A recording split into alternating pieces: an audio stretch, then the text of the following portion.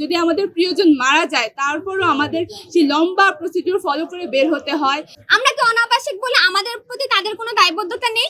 ঢুকতে পারি না, আমাদের মুখের উপর দরজা লাগিয়ে দেওয়া হয়। তারপর যদি আমরা অসুস্থ হয়ে যাই মাঝরাতে, তখন আমাদের যেই বের হওয়ার প্রসেস সেটা খুবই দীর্ঘ আর খুবই জটিল। এ সময় কোনো গুরুতর সমস্যা হয়ে যেতে পারে। যদি আমাদের প্রিয়জন মারা যায় তারপরও আমাদের সেই লম্বা প্রসিডিউর ফলো করে বের হতে হয়। আমাদের শিক্ষার্থীরা এক হলে নারী শিক্ষার্থী আরেক হলে প্রবেশ করতে পারে না, অনাবাসিকরা নিজেদের বরাদ্দ হলে প্রবেশ করতে পারে না। এরকম নানা ধরনের সমস্যা আমরা ফেস করে আসছি, যার জন্য আজকে আমরা 3টি দাবি নিয়ে আমাদের ভিসি স্যারের কাছে এসেছি। আমাদের এই 3টি দাবি হচ্ছে, সকল ছাত্রী হলে বৈধ শিক্ষার্থীদের আইডি কার্ড দেখানোর মাধ্যমে সকল নারী শিক্ষার্থীকে প্রবেশ করতে দিতে হবে।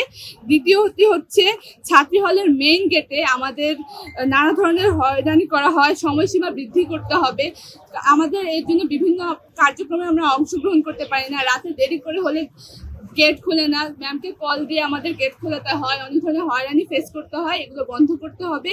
আর রাতে যদি কোনো কারণে কারো বের হতে হয়, গুরুতর অসুস্থ হয়ে যায় বা বাসায় যেতে হয়, বা কেউ প্রিয়জন যদি অসুস্থ হয়ে যায় বা মারা যায়, এইসব কেসে যাতে আমাদের প্রতি একটু সহানুভূতিশীল হয় এবং এইসব প্রসিডিউর আরও সহজ করে, আরও দ্রুত করে।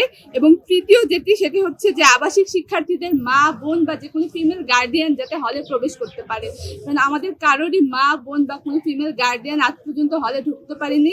তারা জানে না যে তাদের মেয়ে কোন রুমে কোথায় থাকে, কি অবস্থায় থাকে। আমরা চাই যে আমাদের মা, আমাদের বোন এক বেলার জন্য হলেও আমাদের হলে আসবে। এর জন্য আমাদের কোনো ধরনের ঝামেলা পোহাতে হবে না, খুব সহজ কোনো প্রক্রিয়ার মাধ্যমে যাতে আমরা তাদেরকে হলে নিয়ে আসতে পারি। In the heart of the city rises a destination built for greatness. International Convention City, Bosundhara. Life takes a new course. আমি কবি সুফিয়া কামাল হলের সাথে অ্যাটাচ। আমার বাসা যেহেতু নারায়ণগঞ্জ, ঠিক এই কি বলবো, এই অজুহাতটা দেখিয়ে আমি হলে অ্যাটাচ হতে পারিনি। তাদের ধারণা হয়তো নারায়ণগঞ্জ থেকে এসে গিয়ে, নারায়ণগঞ্জ বাস চলে, আমাদেরকে হলে সিট দেওয়া হবে না। কিন্তু ওই নারায়ণগঞ্জের কোন প্রান্তের শিক্ষার্থীরা তাদের বাসস্থান ওইটা তারা বিবেচনা করে না। আচ্ছা, এই প্রসঙ্গ বাদ দিই। যেহেতু আমি হলে সিট পাইনি, আমি একজন অনাবাসিক শিক্ষার্থী, আমি আমার পড়াশোনার সুবিধার জন্য আমি বাহিরে একটা জায়গায় থাকি। আমার যে বাসাটা ওইটা হচ্ছে আজিমপুর, আমার ক্লাসের ক্যাম্পাস হচ্ছে কলা ভবনে, আমার হল হচ্ছে ওই কার্জনের সাথে কবি সুফিয়া কামাল হলে। এখন যদিও আমাদের সুফিয়া কামাল হলে একটা প্রসেস আছে, আমরা যারা অনাবাসিক আছি আমরা আমাদের হল কার্ড দেখিয়ে আমরা হয়তো ওই সুফিয়া কামাল হলে গিয়ে আমাদের কোনো প্রয়োজনীয়তা বা খাবার দাবার বিষয়টা দেখতে পারবো।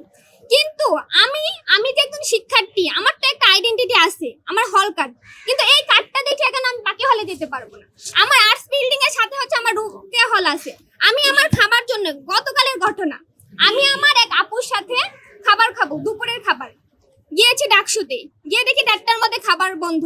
তো প্রতিদিন একজন শিক্ষার্থীকে যদি আমাদের বাহিরের খাবার খেয়ে এই আমাদের হাকিম চত্বরে একটু খিচুড়ি খেয়ে থাকা সম্ভব না, আমাদের তো স্বাস্থ্যসম্মত খাবারের প্রয়োজন আছে।